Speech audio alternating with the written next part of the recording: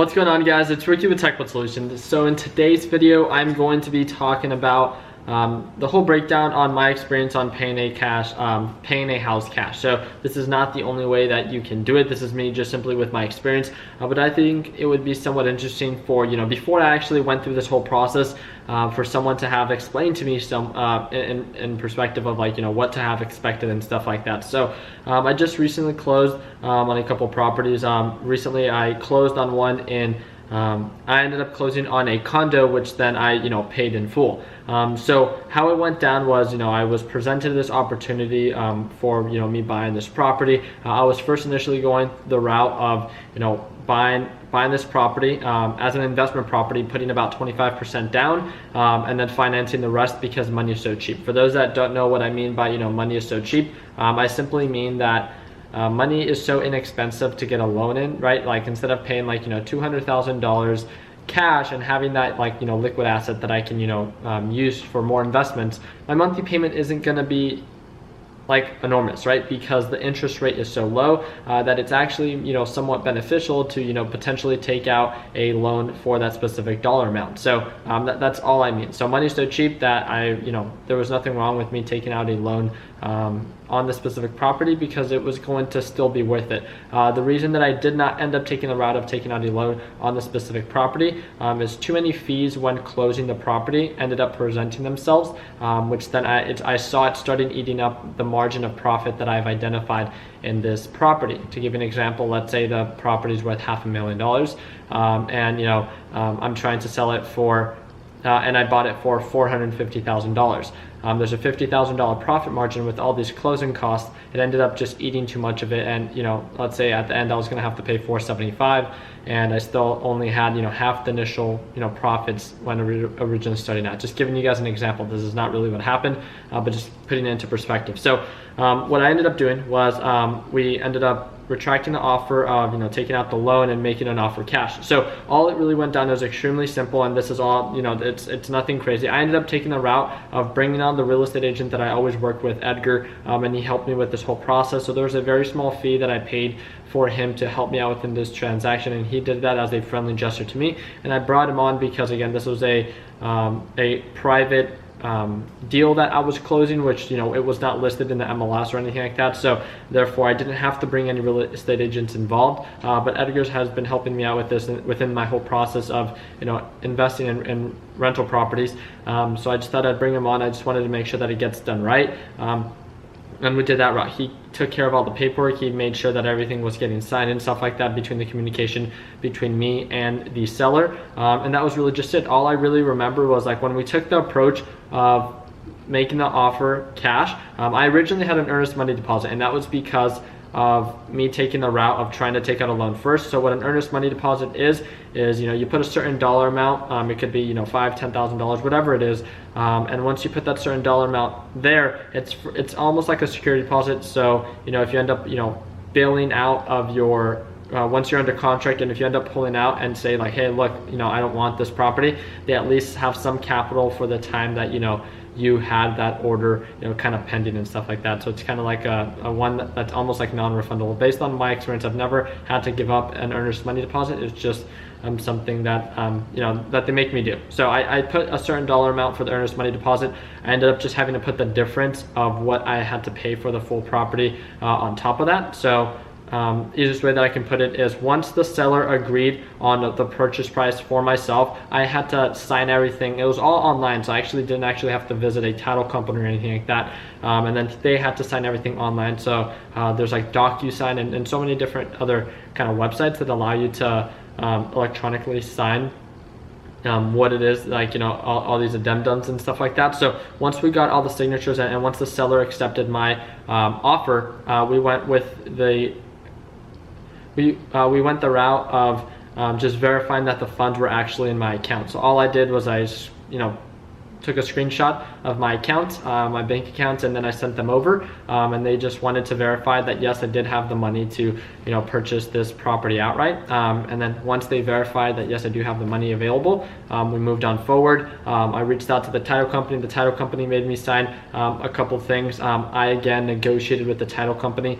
They initially came to me with let's say well, they originally came to me with like about $3,000 in closing costs, and I got it down to about $1,500, so about half of what I initially, was told I had to pay. Again, I just simply asked the question, so I made a video on that in hopes that, when you guys buy your first property, even if it's just a primary or an investment property, that you guys know that all these closing costs, either with the lender or with the title companies, all you can ask is like, hey, I don't want to pay all these fees. Are you guys willing to work with me to bring those prices down? So that's all I did. I brought the prices down in that perspective, and there were some small fees, and those are the fees that I was gonna list for you guys. So I have a document that I had to kind of go through. It was the complete breakdown, and it's called the Estimated Master Settlement Statement.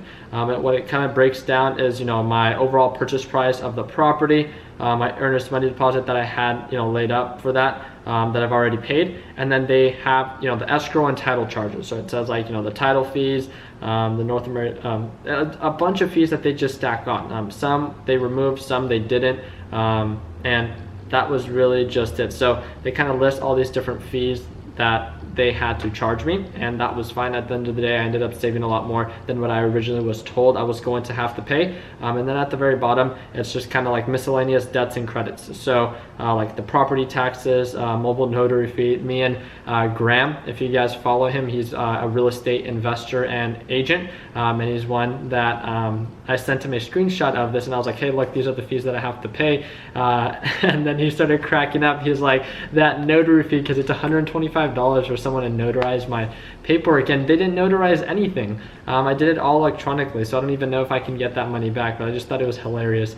And then like the HOA dues and stuff like that, and then it comes to the subtotal, and then that's it. So that's really all the fees that I had to pay. Once we did that, I had to go to my bank, and I kind of took you guys through that whole process. I went to my bank. It was actually the date that I was going to fly out to Houston, so it was I knew it was very quick because I've done it before. All I did was I got the funds all together. I put them in I wired with the wire instructions to this title company. This title company then collects the money, collects their fees, and then sends it over to the seller, which then, they're kind of the middleman. Easiest way that I can put it is kind of like when you, and this individual that was selling it to me had the property owned outright, so that was cool that there was no loan on his side, there was no loan on my side. It was kind of like when you sell a car and you guys have the title on hand, I have the money on hand, and you go to an MDV, and the MDV charges you a small fee. They take care of the change of name, and that's really just it. So now I'm waiting on the deed. It's I own the property outright, and then this property we're gonna flip, and then the previous property that we bought we're gonna be renting out. So I'm super excited, I'm super pumped, and I just wanted to explain to you guys on kind of my experience on buying a property outright, and what it entailed. It's nothing special, just really came down to an opportunity presenting itself. I sold the Z06, used that capital to be able to afford this specific investment property, and trying to just find creative ways on how to make money. I don't do anything special. I'm not any smarter than any of you guys are. I just want to encourage you guys to always be open-minded, always look for new ways and new avenues to make money, as well as make sure that you're knowledgeable in the market that you're investing in. I'm not the most knowledgeable in real estate. I 100% want to make sure that you guys understand that, but I feel like I have a pretty decent understanding of investing, right? Not just in real estate, but overall the market of investing, as well as have a pretty general understanding of the average market price for properties and how to find a good deal and stuff like that. Thanks to my real estate agent and thanks to my lending agents that I've been partnered with, that can kind of, if I ever have any questions, I have, they're a phone call away, and I ask them questions all the time. I've built a relationship with them that is so much more than just this type of perspective, because they always ask me about my cars and how my YouTube channel is doing and how my group is doing. So it's definitely building a relationship with the people that you work with. So therefore it makes it a much more fun environment for myself. I'm pretty young, I'm 22 years old, and sometimes it's kind of hard to deal with people that are twice, 3 times your age, and trying to negotiate certain deals and stuff like that. But having people to represent you, as in like my real estate agent or my lending company that really does an amazing job. I try to be as professional as I can with the people that I'm working with, but I know with the people that I'm partnered with, as in the lending company and real estate agent, I have a true blessing that I can communicate with them in any way that I can, and I have this relationship with them that really I think helps me out in the long term. So now we're going to be taking kind of real estate investing a little bit more serious. We're about to launch the Tech Bud Solutions Solutions platform. So that's amazing on that side, but we have so many different and new investment opportunities that within the next year I plan to buy anywhere from 10 to 15 more properties, and that's just due to the projects that we have going on. And again, it's not me doing anything special, and obviously I'm not going to be buying all these properties outright, but we have a pretty solid plan that I think that 2017 was an amazing year. 2018 will be an amazing year. I'm just going to continue to work as hard as I can and everything I put my mind to, as I hope that you guys all do as well. So I hope you guys found this video informative. I hope it motivates you for you guys to work towards buying your first property, buying your first investment property, buying your first, moving from renting to, actually owning. There's nothing wrong with renting as long as you have a plan on how to get out of that into your own property. Or if you love renting, then you love renting, and feel free to sign up for Milky Assets, and we'd love to have you as a part of our family.